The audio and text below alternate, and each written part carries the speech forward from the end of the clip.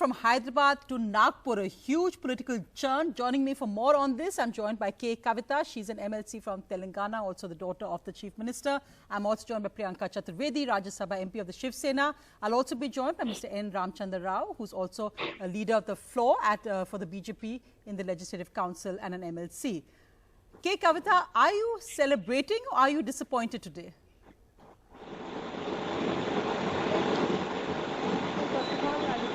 People of Hyderabad, they have reposed their faith in us. We are the single largest party today, and I'm happy our cadre has worked very hard, and whatever seats we've lost also, the expectations were quite high for us. In fact, we were planning and working very hard to hit a century, but then results did not come as expected. The loss in few seats was quite close. In fact, I believe 20-30 seats are yet to be properly declared also. So there's a very close contest happening. So we'll have to look into all these seats and areas and then understand and analyze what to be done from the party side, that the party will take it up. But then end of the day, we are happy, we stood our ground, we are the largest party, and happy and thankful. But do you feel, Ms. Kavita, that the point now is that the BJP is the number 2, snapping at your heels? We already had Kishan Reddy, the Minister of State for Home Affairs, telling Uma Sudhir that this is a sign that we will win the assembly elections in Telangana. And the point being that all the BJP seats seem to have come mainly from the TRS. The TRS down by over 40 seats, the BJP up by over 40 seats. Well, they started at 4, so anything for them is a bonus. If from 4 they would have gone to just 8, it still would have been a 100% increase. So when we went as high as any party ever has gone in GHMC, the only way was to go down. But then we did not expect this bit of a decline. But then yes, this has to be corrected within the party, point 1, and we'll look into it. Our Honorable Working President also will make a statement soon to understand and analyze the situation. Apart from that, the kind of campaign that has happened here, the kind of campaign that BJP has taken up, bringing in all the leaders from across the country, leaving all the important matters in Delhi on hand and coming here into Hyderabad, trying to play as many divisive tactics as possible, diversion tactics as possible. I believe somewhere they managed to confuse people, but then by and large people of Hyderabad stood with us, they're happy, and then yet this has to be closely examined is what I believe personally, and party will soon look into it and analyze it. Mr. But then Sonia ji, this has to be studied by every other state. Yeah. Yes. No, I've got Mr. N. Ramchandra Rao, who just joined me, and of course since he's directly connected there, Mr. Rao, what would you say today? I just asked Kavita ji if she's celebrating but disappointed, but BJP is number 2, but it's time for celebration for you.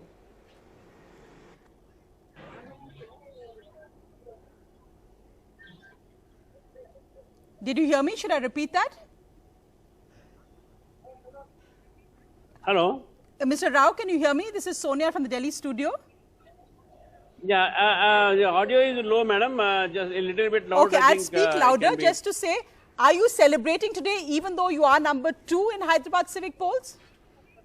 Yeah, we are celebrating, madam. We are celebrating with around 46 or 47 seats in our bag, and I think it's a quite a large number of seats for us, because earlier we had only 4 seats, now we have jumped to 45 to 46. So I think it's a great leap for Bharatiya Janata Party and for future of the Bharatiya Janata Party in Telangana also. So it's a movement for celebration for all the cadre and the leaders and the elected members.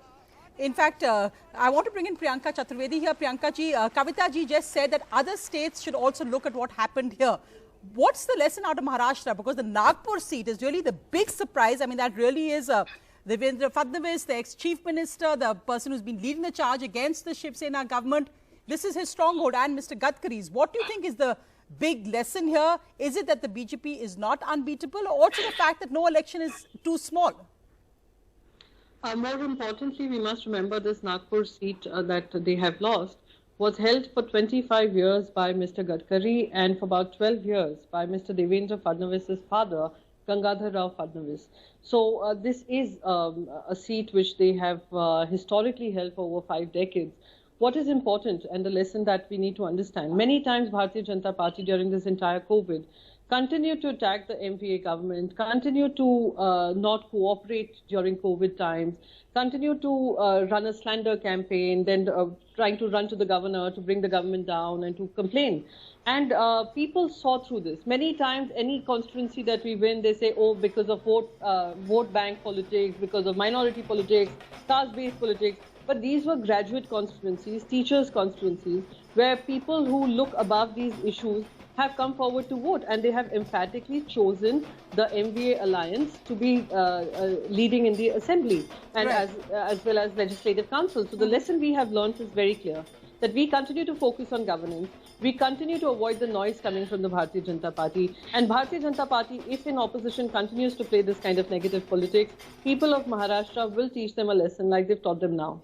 Well, I think the interesting point also, and Mr. Ramchandra Rao, if you would come in a quick reaction for all the thing, is that while maybe in Hyderabad, the TRS keeps it local for local elections, even here, the issues seem to be local for the ruling alliance, but the BJP makes it national. And I think, Mr. Rao, that has been interesting to see that you had the Home Minister come to campaign even for local elections, the focus on much larger issues, the question of Jinnah being brought up, the question of, well, the whole divide and throwing out infiltrators. Is this the BJP model now for all elections, whether it's local elections, whether it's graduate constituency, whether it's going to be assembly elections? Is this what the playbook will be for the assembly elections? And do you think this shows the BJP can now win in Telangana from being 4 seats in local polls? No, this is a semi-election. Definitely we feel that our leaders' presence in the Hyderabad city would have made a lot of difference for our results, and they are all national leaders. And moreover, Hyderabad is a cosmopolitan city, wherein a large number of people from other states stay here. So definitely, in order to campaign in their sections also, we invited the leaders, our national leaders. After all, they are our party leaders. And next, Bharatiya Janata Party wants to be the main player in next General Assembly elections to be held in 2023. We Right. want to become the alternative to the ruling party TRS. So therefore, we made all our efforts to see that our national leaders come here. But the issues were very local. The issues were very local. The issues were with regard to the TRS corruption, with regard I to just the want to get in administration. K. Kavita on that. K. Kavita, do you agree with that? You told me just 2 weeks ago that the BJP talks more about Jinnah than Imran Khan does in Pakistan. But it seems to have paid off for them in a sense. Also the fact that now the TRS can't form the mayor on its own with these numbers. You will probably have to do an alliance with the MIM. So again, the BJP will target both of you for an unholy alliance.